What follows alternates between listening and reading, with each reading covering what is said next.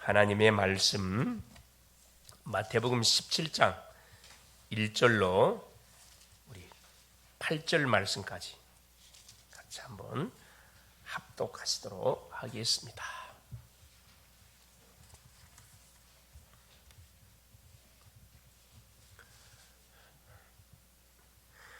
엿새 후에 예수께서 베드로와 야고보와 그 형제 요한을 데리시고 따로 높은 산에 올라가셨더니 그들 앞에서 변형되사 그 얼굴이 해같이 빛나며 옷이 빛과 같이 희어졌더라.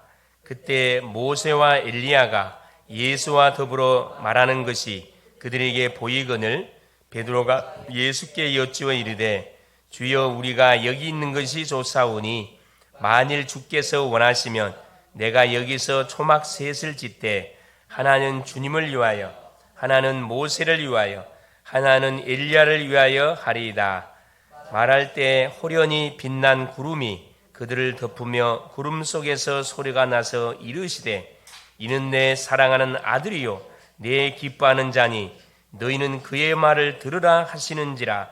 제자들이 듣고 엎드려 심히 두려워하니 예수께서 나와 그들에게 손을 대시며 이르시되 일어나라 두려워하지 말라 하시니 제자들이 눈을 들고 보매 오직 예수 외에는 아무도 보이지 아니하더라.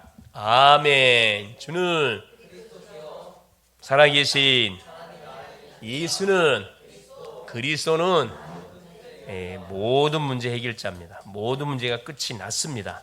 오늘 또 이 사실을 확인하는 그 시간이 예배 시간입니다. 자, 오늘은 교회 절기로 말하면 종려주일이라고 합니다. 이제 다음 주가 부활주일인데 교회마다 이번 주간에 아마 이렇게 고난주간이라 그래서 막 금식하는 사람도 있을 것이고 또 여러 가지 기도 제목을 가지고 주의 고난에 동참하기 위해서 또 스케줄을 짜가지고 이렇게 막 기도하는 심령들이 많이 있을 겁니다. 중요한 것은 하나님께서 성육신 하시고 왜 이 세상에 오셔서 십자가를 지고 죽어야 되는가 이유를 정확하게 알고 우리가 이 고난주간들을 사실 우리가 보내야 됩니다. 이유를 모른 채 그냥 감정에 젖어가지고 십자가에 죽으신 예수님을 생각하면서 눈물을 흘리면서 막 울면서 그건 아니지요. 분명한 사실은 뭐냐, 주님이 오셔서 죽어야 되는 분명한 이유가 있습니다. 그 이유를 우리가 알고 고난주간을 보내게 되면 기적이 일어납니다. 그렇죠. 우리의 모든 삶에 기적이 일어난다니까. 그 주간을 우리가 이제 보내는 차원에서 우리도 마찬가지입니다. 내일부터는 40일 새벽 집중기도 24차가 새롭게 시작이 되겠습니다. 기대가 되지요. 할렐루야. 예, 그리스도 안에서는 무조건 예입니다. 왜냐, 하나님은 거짓말하지 않아요. 하나님께서 우리에게 주시는 말씀은 반드시 성취시키는데 누가 그 성취시키는 데 주인공이 되냐면 믿고 뭐하는 사람, 도전하는 사람이 주인공이 되는 겁니다. 계속 듣기만 하는 사람은 이게 주인공이 안 돼요. 듣고 뭐해? 실천해봐야 돼요. 확인해봐야 됩니다. 확인해봐야 되는 겁니다. 그래서 지금 우리는 요 마태복음을 통해서 계속 복음을 지금 확인하고 있습니다. 그래서 몇 가지를 우리에게 계속 말씀해 주고 있는데 오늘 마태복음은 잘 알고 있듯이 유대인들을 대상으로 기록한 성경, 지구로 말하면 모태신앙인들을 대상으로 기록한 성경이라 생각하시면 됩니다. 이 모태신앙인들이 빠지기 쉬운 함정에 대한 부분들이 오늘 말씀을 통해서 우리에게 정확하게 말씀해 주고 있죠. 그래서 첫째는 뭐냐면은 모든 인간은 누구를 만나라고 하나님을 반드시 뭐 해야 되느냐? 만나야 됩니다. 예외가 없어요. 그 만나는 길이 뭡니까? 바로 예수 그리스도입니다. 예수 그리스도. 왜 그렇습니까? 모든 인간은 이미 태어나면서부터 하나님을 떠나서 이미 인생이 시작되어졌고 왜 하나님을 떠났습니까? 죄를 지었어요. 무슨 죄를 지었냐? 하나님이 금하신 선악과를 따먹었습니다. 왜 따먹었어요? 따먹도록 유도했던 존재, 영적 존재 사탄 마귀 게임에 넘어가게 된 거죠. 이 세 가지 문제를 인간의 근본 문제라고 이야기합니다. 이 근본 문제에 잡혀있기 때문에 여기서 빠져나오는 길은 세상의 그 어떤 방법을 통해도 해결되지 않습니다. 반드시 하나님이 보내신 자는 누구? 여자의 후손으로 오신 예수 그리스도를 통해서 뭐가 되는 겁니까? 이 근본 문제 가운데서 완전히 해방이 되어집니다. 그렇죠? 이때 모든 인생의 방황이 끝나게 되고 인생의 고통의 문제에 대한 답을 내가 딱 붙잡게 되는 거거든요. 첫 번째. 두 번째 뭐냐? 신앙생활 하는데, 그렇죠. 이제 구원을 받은 하나님의 자녀가 신앙생활에 가는데 경계해야 할 게, 주의할 것이 반드시 있습니다. 그것이 바로 뭐냐면 각인 뿌리 체질이에요.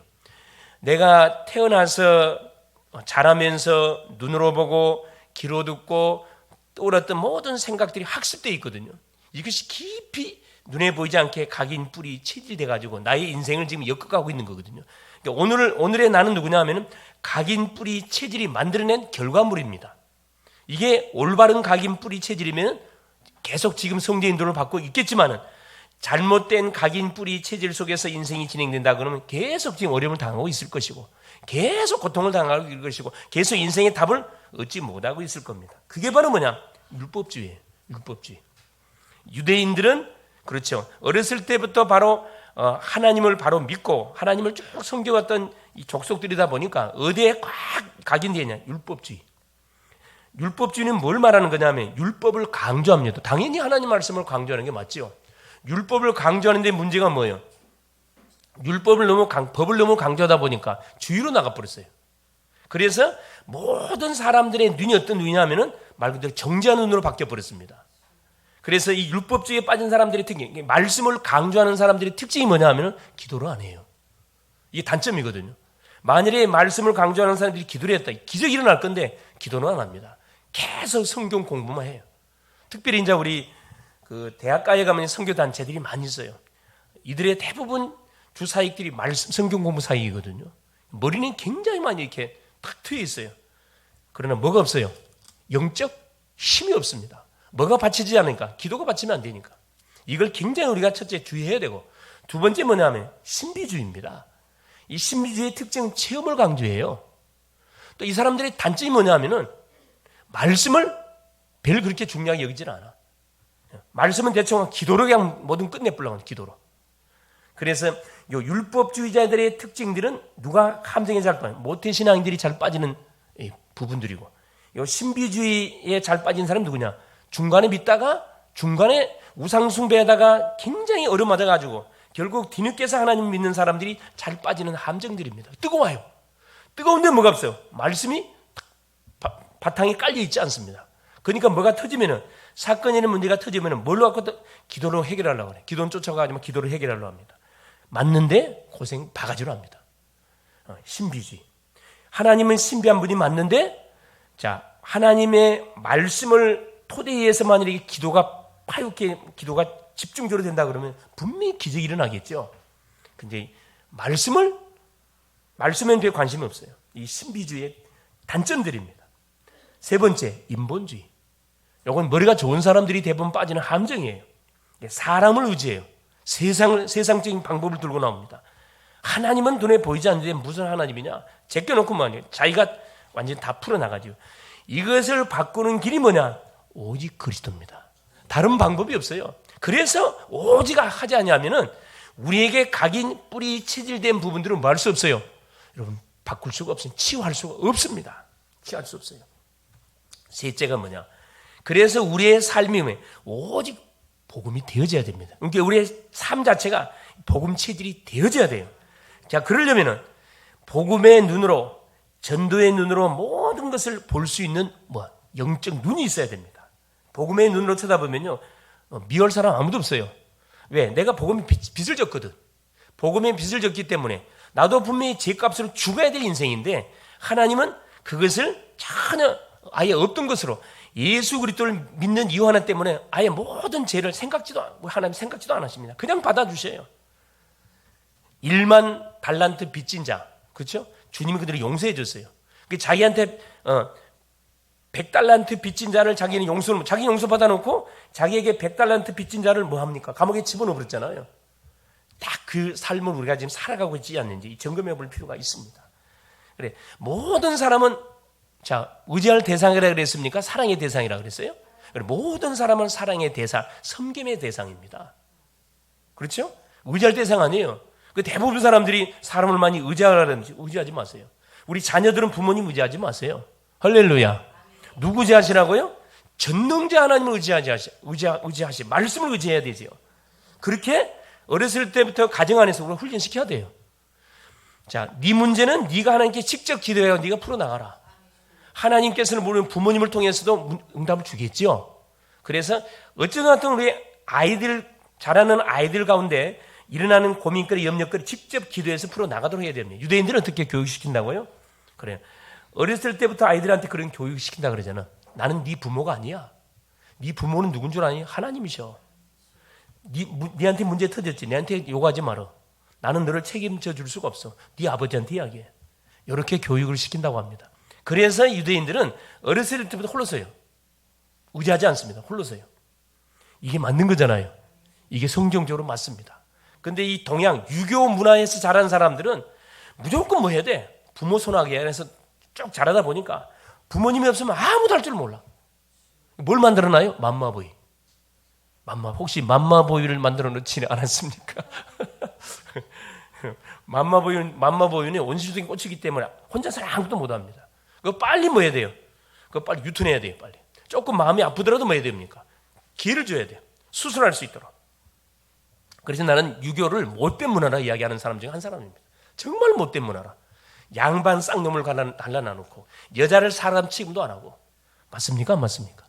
이 못된 문화잖아요. 물론 장점도 있기는 있어요. 장점도 있긴 있지만 복음적인 관점에 보면 정말 이 못된 문화입니다. 이건 반드시 뭐야? 개혁돼야 할 부분들이죠. 그래서 오늘 본문은 베드로가 지난 시간에 베드로가 신앙 고백한 후에 며칠이 지나 한 6일 정도 지났습니다. 며칠이 지나서 변화산에서 일어난 사건을 기록한 내용이 본장의 내용이에요. 오직 뭐라고 이야기하냐면 오직 예수만 보이더라. 이렇게 말씀하고 있거든요. 오늘 또 하나님의 또 말씀을 듣는 가운데 우리를 향한 하나님 음성을 듣는 복된 시간 될 수 있기를 그리스도 이름으로 축원을 드립니다. 자, 그럼 오직이 되려면 어떻게 하면 됩니까? 첫째, 고백을 바로 해야 됩니다. 고백이 중요하거든요. 마태복음 16장 13절 28절까지 내용을 보니까 지난 시간 확인. 자, 예수님께서 질문 던졌어요. 사람들이 나를 누구라 하더냐? 그래 제자들이 사람들의 그 반응을 그대로 보고했습니다. 더러는 세례요한, 더러는 엘리야, 더러는 에레미야, 더러는 선자 중에 하나라 합니다. 그럼 너희는 나를 누구라 하느냐? 그 질문 앞에 제자를 대표하는 베드로가 탁 나타나서 뭐라면 주는 그리스도시요 살아계신 하나님의 아들이십니다. 이 고백했거든요. 이 고백이 보통 고백이 아니에요. 사실은 아무도 가르쳐준 적이 없어요. 그런데 성령의 역사를 통해서 베드로가 탁 깨닫게 된 거거든요. 주는 당신은 내 앞에 서 있는 육신의 몸을 입고 와 있는 예수 당신은 누구다? 창조주요. 당신은 그리스도입니다. 그토록 수천 년 전에 예언했던 기다렸던 그 주인공 그리스도입니다 이 말이거든요. 인간이 지은 죄를 도말하기 위해서 오신 참된 제사장으로 오신 그 주인공이고 인간을 멸망시켰던 원수 사탄의 권세를 깨버리기 위해서 참된 왕으로 오신 그 주인공이고 하나님을 떠난 우리에게 하나님 만나는 길을 정확하게 안내해 주신 참된 그 선지자입니다. 이 고백이거든요. 그러면서 뭐라 얘기하면 살아계신 2025년 전에 죽은 분이 아니고 지금도 살아서 지금도 동일하게 역사하시는 지금 역사하시는 누구 하나님의 아들 하나님이십니다 이 말이거든요. 왜냐하면 완전히 사탄 마귀가 완전히 박살이 나버리지 사실은. 모든 흑암이 박살이 나고 가문의 역사는 흑암이 다 완전히 박살이 나버린 거죠. 이 신앙 고백을 가정 가서 하면은 가정 역사는 흑암 다 꺾여버리고 이 신앙 고백을 직장 가서 하면 직장 역사는 흑암 다 꺾여본다니까. 할렐루야. 만나는 사람에게 고백을 하셨다. 완전 그 심령을 살리고도 남는 일이 벌어집니다. 그래서 우리 주님이 베드로에게 뭐라 이야기하면 칭찬했거든요. 고백을 너무 잘했어요. 바요나 시몬아 내가 복이 있다. 이를 내게 알게 한 자는 혈육이 아니고 하늘에 계신 내 아버지다. 그렇죠. 이것이 네가 똑똑해가지고 깨달은 게 아니고 요한복음 1장 13절에 정확하게 말씀합니다. 혈통으로나 육종으로나 사람의 뜻으로 나지 아니하고 하나님 아버지께로 낳느니라 이렇게 말씀하거든요. 하나님이 너에게 은혜를 줘가지고 깨닫게 된 것이라 그 하나님의 은혜라 이렇게 말씀을 합니다. 자, 그러고 나서 얼마 지나지 않아서 어떤 사건이 벌어집니까? 우리 주님이 그 고백을 듣자마자 바로 제자들에게 뭐라고 이야기합니까? 내가 그리스도인 것을 말하지 마라 해놓고 뭐랍니까? 사건이 벌어져요. 내가 온 목적을 밝혔어요. 드디어 우리 주님이 십자가를 지시게 죽기 위해서 오셨는데 처음부터 말하면 다 도망가니까 그렇죠. 이 정확한 신앙 고백하는 타임을 기다리고 있었던 거죠. 고백을 하자마자 이제 됐구나 생각해서 뭐합니까? 주님이 오신 목적을 딱 밝혔습니다. 자, 뭐라고 말씀하십니까? 우리 16장 자 21절에 봐보세요. 이때로부터 예수 그리스도께서 자기가 예루살렘에 올라가 장로들과 대제사장들과 서기관들에게 많은 고난을 받고 죽임을 당하고 제3일에 살아나야 할 것을 제자들에게 비로소 나타내시니 내가 온 목적이 뭔 줄 아니? 고난받으러 왔어. 내가 죽으러 왔어. 내가 곧 죽을 거야. 죽었다 살면 살아날 거야. 기절초풍할 그런 내용을 지금 제자들한테 이야기하잖아요. 그때 베드로가 뭐라 얘기합니까? 이 고백이 나오잖아요. 베드로가 예수를 붙들고 항변하여 이르되 주여 그리 마옵소서. 이 일이 결코 죽게 미치지 아니하리다. 자, 금방 신앙 고백해 놓고 금방은 뭐 합니까? 마귀 심부름하잖아요. 자, 예수께서 뭐라 말씀합니까? 23절에 예수께서 돌이키시며 베드로에게 이르시되 사탄아 내 뒤로 물러가라. 너는 나를 넘어지게 하는 자로다. 내가 하나님의 일을 생각하지 아니하고 도리어 사람의 일을 생각하는도다 하시고 이에 예수께서 제자들에게 이르시되 누구든지 나를 따라오려거든 도전했거든요. 자, 베드로의 인간적인 고백, 물론 베드로의 마음을 알아야 무슨 말인지. 우리 스승이 고난을 받고 십자가에 말이 안 되는 소리, 절대 그럴 수 없습니다. 감정적으로 반응했는데 주님이 당장에 막 꾸중하잖아요. 주님이 요 고백하는 그 신앙 고백의 내용을 따라서 축복의 메시지가 나가기도 하고 사정없이 하나님께서 막 꾸중하시잖아요. 꾸중하시고 나서 뭐라고 말씀합니까? 24절에 도전했어요. 누구든지 나를 따라오려거든 자기를 부인하고 자기 십자가를 지고 나를 따를 것이니라. 이 고백을 했거든요. 예수님이 제자들에게, 예수 믿는 우리에게 던지는 그런 도전입니다. 나를 믿으려고 그러면 뭐 해야 된다? 십자가를 져야 된다. 너희 가정을 살리려고 하면 가정의 십자가를 누가? 네가 져야 된다. 할렐루야. 교회를 살리려면 누가? 네가 십자가 져야 돼. 산업장을 살리려면 누가? 내가 십자가 져야죠. 왜? 수많은 산업장이 있는데 표시나 구별된 산업 현장으로 나를 세워놨는데 하나님은 이 산업 현장을 통해서 분명히 뭐 할 것이기 때문에 하나님의 살아계신 친구들을 분명히 증거할 거기 때문에 하나님께서는 뭐에게 우리에게 말씀은 십자가를 질 것을 도전하고 있잖아요. 그러면서 뭐랍니까? 25절에 누구든지 제 목숨을 구원하고자 하면 잃을 것이고 누구든지 나를 위하여 제 목숨을 잃으면 찾을 것이다. 그렇죠? 자기를 위해 살면 이미 죽을 것이고 주를 위해서 만일에 목숨을 내놓으면 분명히 살 것이다. 그러면서 26절에 사람이 만일 온 천하를 얻고도 제 목숨을 잃으면 무엇이 유익하리요? 사람이 무엇을 주고 제 목숨과 바꾸겠느냐? 그러면서 27절에 인자가 아버지의 영광으로 그 천사들과 함께 오리니 그때 각 사람이 행한 대로 갚을 것이다. 우리가 주 앞에 드려진 신앙 고백은 반드시 뭘로? 열매로 반드시 우리 맺혀진다는 것을 말씀하고 28절 보세요. 진실로 너희에게 이르노니 여기 서 있는 사람 중에 죽기 전에 인자가 그 왕권을 가지고 오는 것을 볼 자들도 있느니라. 누구지요? 그 주인공이 소개되어 있잖아요. 바로 두 번째 보세요. 빛으로 변형되신 예수님.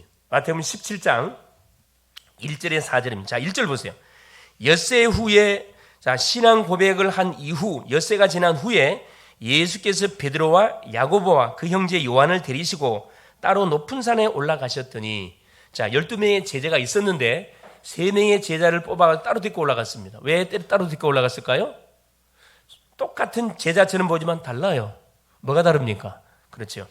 주님의 그 가슴, 주님의 딱 마음을 정확하게 읽고 있던 제자들이 3명의 제자거든 사실은. 이게 12명 중에 3명, 3명 중에 1명. 주님은 딱 구분시켰거든요. 차별한 게 아니고 분명히 구분시켰어요. 왜? 알아듣기 때문에 메시지 주는 건 못 알아들으면 말씀 주지 않습니다. 자, 그리고 보세요. 엿새 후에 베드로, 야고보, 요한을 데리시고 베나산에, 여기 이제 산이 베나산이라는 곳인데 높은 산이라는 표현되어 있죠. 베나산에 올라가셔가지고 따로 제자들 데리고 올라가가지고 자기가 누군지를 뭐 해준 거죠?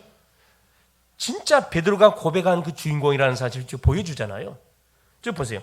자, 여기 보니까 2절에 그들 앞에서 변형되사 그 얼굴이 해같이 빛나며 옷이 빛과 같이 휘어졌더라. 자, 예수가 뭘로 바뀌었어요? 빛으로. 빛은 누굴 이야기하는 거죠? 그래요. 빛은 누구? 그 하나님. 예수님이 누구시다? 베드로가 고백한 그 그리스도라는 사실을 직접 확인시켜 줍니다. 직접 고백한 그대로 확인시켜 주잖아요. 빛으로 임하신 그리스도. 하나님의 모습으로 싹 변형이 된 거지요. 그때 보세요. 자, 연녀석, 여기 보니까 3절에 보세요. 그때 모세와 엘리야가 예수와 더불어 말하는 것이 그들에게 보이거늘.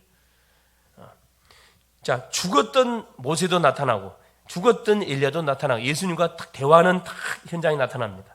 자, 그러면서 보세요. 베드로가 그 현장을 보고 너무 감동을 받아가지고 또 베드로에 뭐가 나와요? 각이나 각인. 각인 떠나와. 이게 베드로는 계속 들통나죠. 자, 이게 얼마나 감사할 일입니까? 이거 부끄러운 일이 아니에요, 이게. 자, 신앙의 자기 정체, 영적 상태가 계속 드러나는 것은 치유되고 있다는 증거거든요.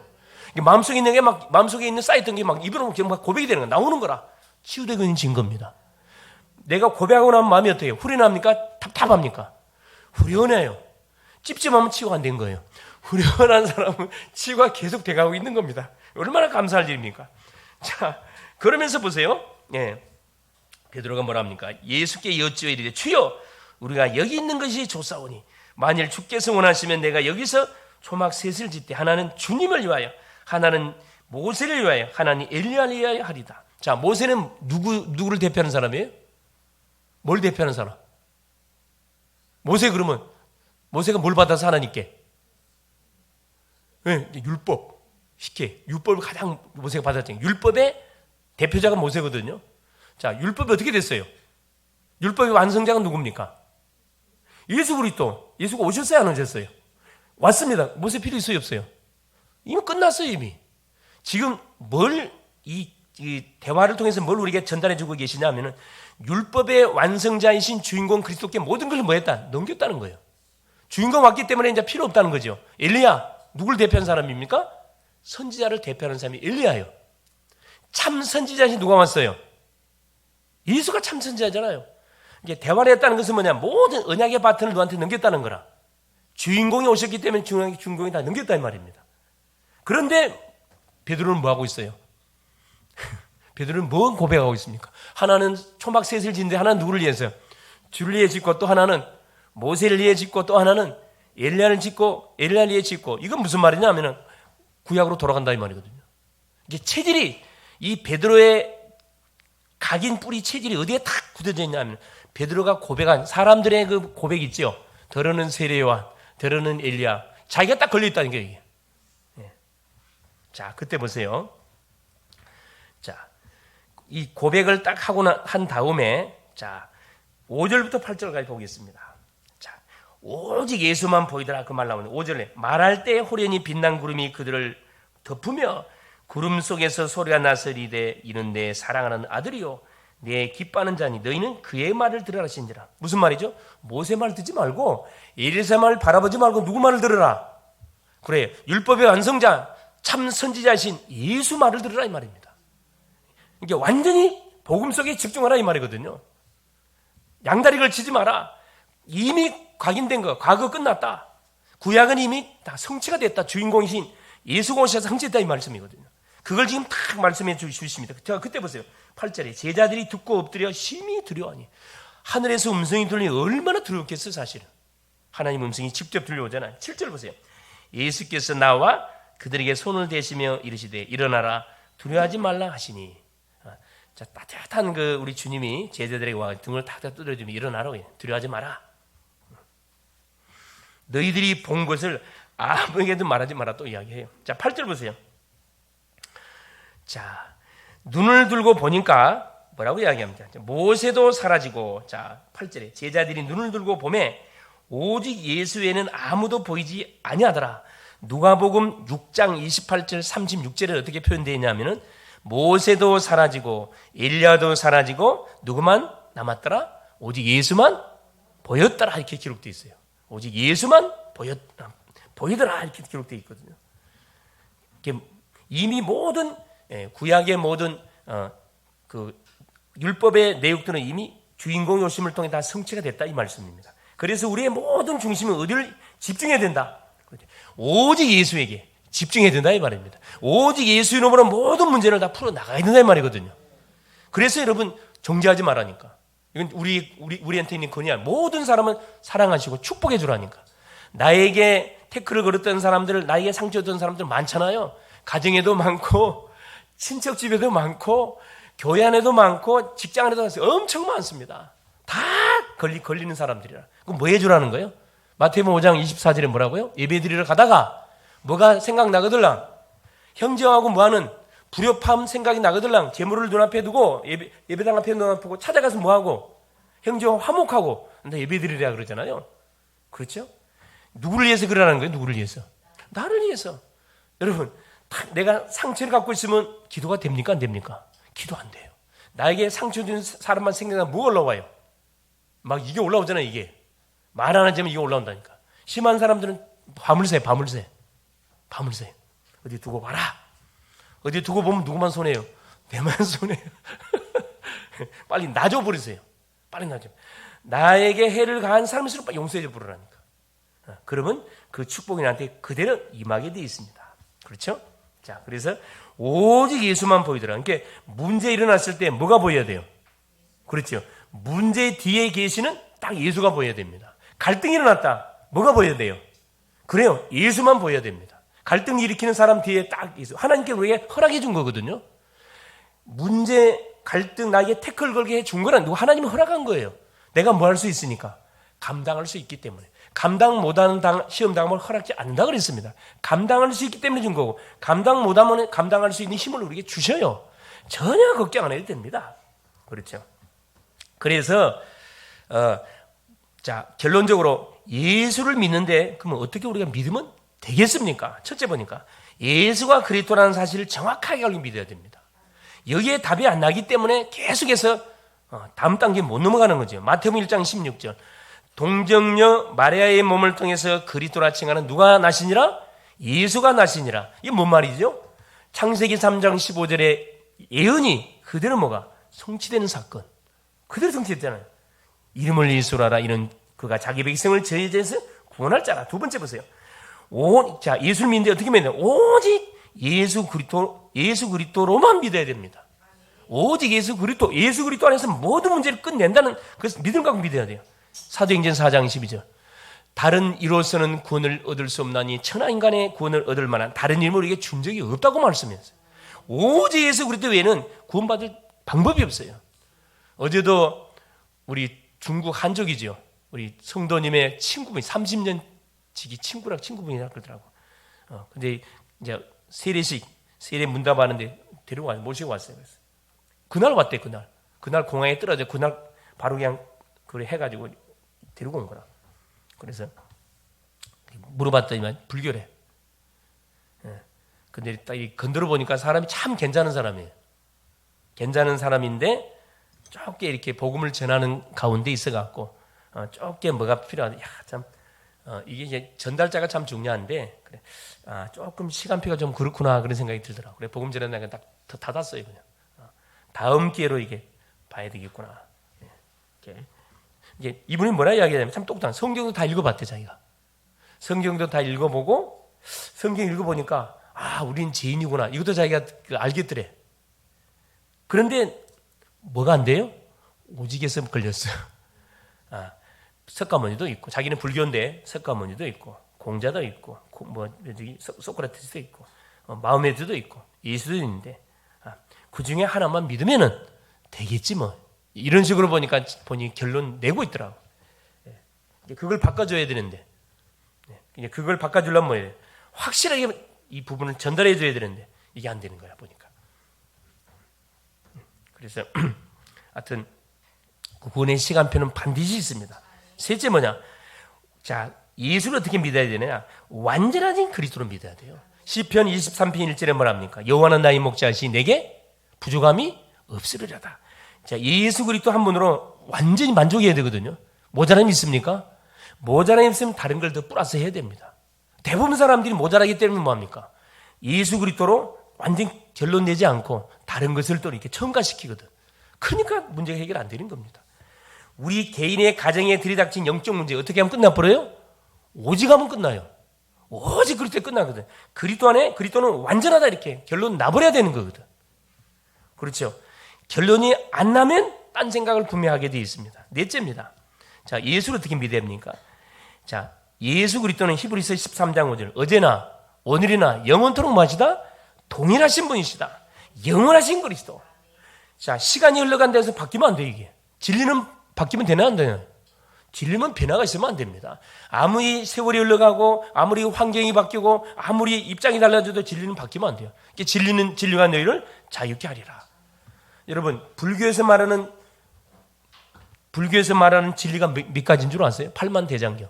불교에 8만 대장경이 있죠. 해인사에 보관되어 있는데 불교의 진리가 8만 가지라는 사실을 기록해 놓은 것이 8만 대장경이에요. 꽁통에 있는 구덩이도 진리래.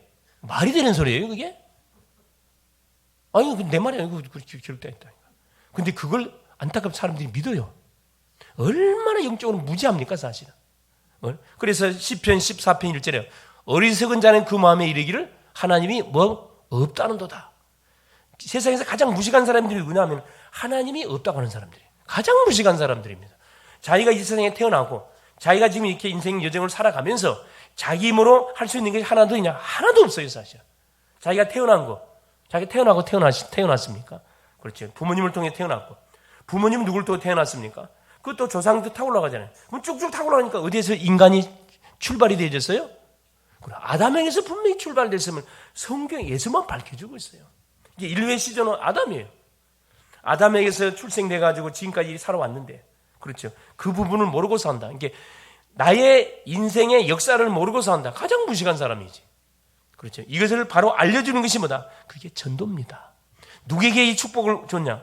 복음을 아는 우리에게 이 엄청난 사실을 우리에게 하나님께서 미션을 줬다니까. 그래서 즉 예수 그리스도 이름으로 모든 문제가 끝났음을 계속 확인해 가는 것이 뭡니까? 신앙생활이에요. 요한복음 19장 30절 뭐라 합니까? 우리 주님이 십자가상에서 그렇죠. 테텔레스타이 완전 다 끝났다. 완성했다 이 말씀하셨거든요. 너희들이 제할 죄값, 너희들이 해결하는 모든 마귀 문제, 사주팔자 문명의 문제를 내가 십자가에 피 흘려 죽으심을 통해서 다 끝을 냈다 이 말씀이거든요. 한마디로 끝냈어요. 마침표, 물음표, 느낌표, 마침표가 있는데 대부분 사람들이 느낌표로 살아가는 사람들이 많아요. 그랬을까? 아니 불신자는 이거 물음표고 느낌표 그랬을까? 그럴 수 있겠네. 중간 소위 말하는 중보 중보의 길을 걸으는 사람, 신앙은 중보 길을 걸으면 돼요, 안 돼요? 안 돼요. 완전히 마침표 끝났다니까. 끝났습니다. 이게 문제가 와들랑 끝났다 이 사단아 이렇게 이야기하시라고. 끝났다 이미. 이 놀라운 사실을 붙들고 특별히 이번 고난 주간인데 그렇죠. 우리가 뭐 과거로 돌아갈 필요 없습니다. 우리 주님이 성육신하시고 고난을 받으시고 십자가에 피 흘려 죽으시는 가장 중요한 이건 나를 위해서 완전히 창세기 3장 저희를 도말하기 위해서 오신 사건이기 때문에 이 고난 주간은 뭐합니까? 감사하는 주간으로 보내야 됩니다. 우리가 막 가슴 치면서 막 그게 아니고 감사하고 찬양하고 막 기뻐하고 오히려 어떻게 해요? 만나는 사람에게 이 부활의 주로 오신 예수를 자랑하는 그런 주간으로 보내는 것이 성경적으로 맞습니다. 승리할 수 있기를 그리스도 이름으로 축원을 드립니다. 살아계신 하나님 감사드립니다. 예수 그리스도로 하나님 구원받게 하신 것 감사드립니다. 오직 예수 그리스도로 우리에게 잘못 각인 뿌리 체질된 부분들이 하나님 발견되게 하시고 나도 모르는 사이에 치유되어 줄 수 있도록 성령으로 역사하여 주시옵소서. 말씀을 듣는 가운데 새로운 각인 뿌리 체질이 되어져서 하나님 그리스도만을 자랑하고 그리스도만을 증거하고 그리스도만을 선포하는 전도자의 멋진 하나님 삶으로 하나님 우리 인생 여정이 펼쳐져 갈 수 있도록 성령으로 충만하게 역사하여 주시옵소서. 그래서 오직의 그리스도의 증인 되어져서 이 고난 주간의 기점을 통해서 복음을 풍성히 누릴 뿐만 아니라 만나는 사람에게 하나님이여 이 복음이신 그리스도를 마음껏 간증하고 자랑하고 증거하는 또 한 주간 되어질 수 있도록 우리 모든 글로벌 제작교회 성도님들을 축복하여 주시옵소서. 그리스도 되신 예수님의 이름으로 간절히 기도 올리옵나이다. 아멘.